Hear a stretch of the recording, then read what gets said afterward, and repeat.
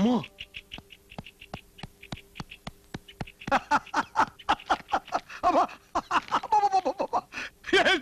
ఏ joke అవునా వదిలే పదే పని చేసింది. విడాకుల కాగితాలు చెప్పేసి పోయిన తగలెట్టింది. ఇది కాదన్నయ్య, నిజంగానే వదిన పిల్లలతో వచ్చేసింది. స్త్రీలకు ప్రవేశం లేదు, దీనికి ఒక బోర్డు. ఆగక్కడ, ఏదైనా మాట్లాడదలుచుకుంటే గేటు బయట నిలబడి మాట్లాడు. గేటు బయట నిలబడి మాట్లాడడానికి నేనేం అడుక్కునేదాన్ని కాదు. ఈ ఇంటి కోడల్ని, వీళ్ళు ఈ ఇంటి పిల్లలు. నా పిల్లలు ఇక్కడే ఉన్నారు. వీళ్ళకి ఇంకా పెళ్లిళ్ళు కాలేదు, పిల్లలు లేరు. నేను రామకృష్ణ గారి భార్యని. నా పేరు లలిత. మా తమ్ముడు గురించి అనవసరంగా మాట్లాడావో నరికి పోగులు పెడతాం. వెళ్ళి బయటికి. నేను బ్రతుకుండగా నా భర్తకు మరో పెళ్లి చేస్తారా? ముందు ఆయన బయటికి పిలవండి. మర్యాదగా ఇక్కడి నుంచి వెళ్తావా లేదా? బలరాముడు, రామకృష్ణ. అన్నయ్య భయపడకు, నా మాట విను. రామకృష్ణ,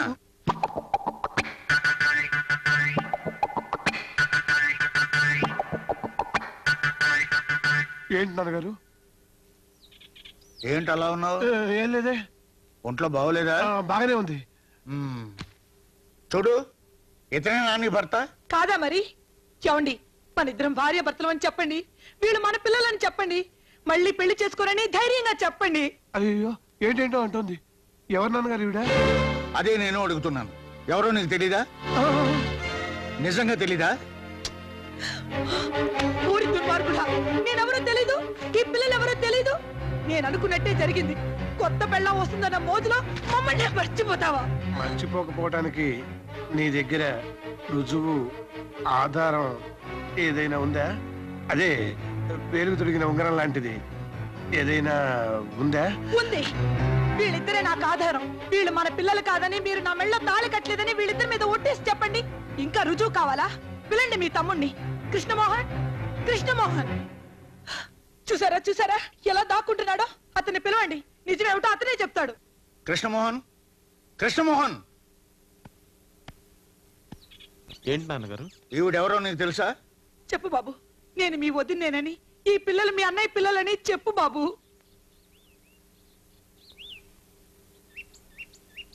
నిన్నే అడిగేది. ఈవిడ నాకు తెలుసు. ఈ పిల్లలు వెంట పెట్టుకుని డబ్బున్న ప్రతివాడి ఇంటికి వెళ్ళి ఇలా గొడవ చేస్తుంటే నేను చాలా సార్లు చూసా. ఇదంతా డబ్బు కోసం. దీనికి బుద్ధి చెప్పాలంటే పోలీసులకు అప్పచెప్పాలి. అయ్యో, దీనికి పోలీసులు ఎందుకన్నాయా? లేకపోతే మన పరువు బజార్కి ఎక్కుతుంది. పోలీస్ స్టేషన్కి వెళ్తే మన పరువు ఇంకా పోతుంది. నేను పంపిస్తాగా. పాపా, పాపిష్టోళ్ళారా, మీరు ఈ జన్మలో బాగుపడరు. నేను చావరైనా చస్తాను గాని ఇక్కడి నుంచి చచ్చినా వెళ్ళను.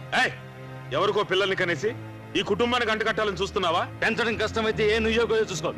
వెళ్ళను. ఇప్పుడే ఇక్కడే మీ కళ్ళ ముందే చేస్తాను. రండి. మీ నాన్నకే మనం అక్కర్లేనప్పుడు ఇంకా ఎందుకు మనం బ్రతికుండడం?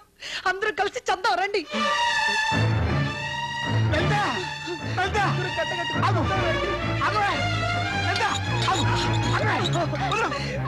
వదలండి, నన్ను చావండి. వదలండి, నన్ను వదలండి.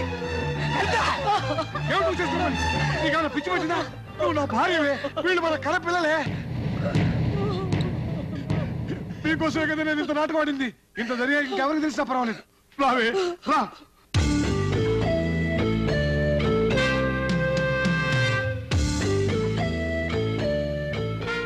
నాన్నగారు, నన్ను క్షమించండి.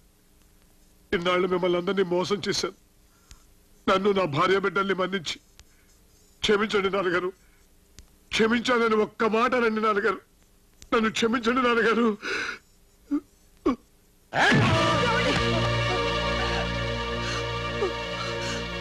నా దగ్గరే నాటకాలు ఆడతావురా? నిన్ను నేను క్షమించాలా? కొట్టకండి, కొట్టకండి. కొట్టకండి, ఆయన కొట్టొద్దు, కొట్టొద్దు, ఆయన కొట్టకండి, కొట్టొద్దు. నిన్ను నేను క్షమించాలా?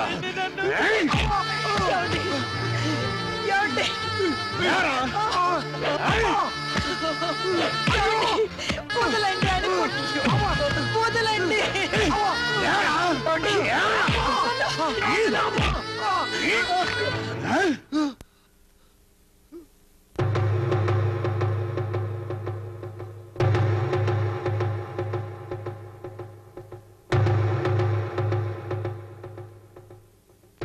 రై ఎంత ధైర్యం రా నీకు? ఆయనకి ఎదురు చెప్పిన మగాడు ఇంతవరకు ఈ ఊళ్ళో పుట్టలేదు. ఆయన కాళ్ళ మీద పడి క్షమాపణ చెప్పు. క్షమాపణ చెప్పాల్సినంత తప్పు నేనేం చేయలేదు.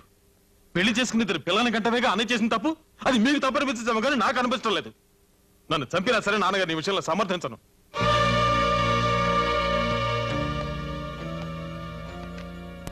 నాన్నగారే, మీరు మమ్మల్ని గూండాలుగానే పెంచారు తప్ప ఏనాడైనా మా సుఖాన్ని గురించి ఆలోచించారా?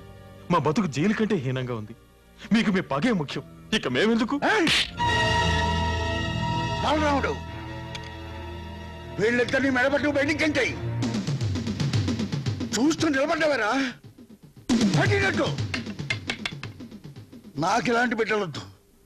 నే చస్తే నా శవాన్ని చూడ్డానికి కూడా ఈ విధవలు రాకూడదు.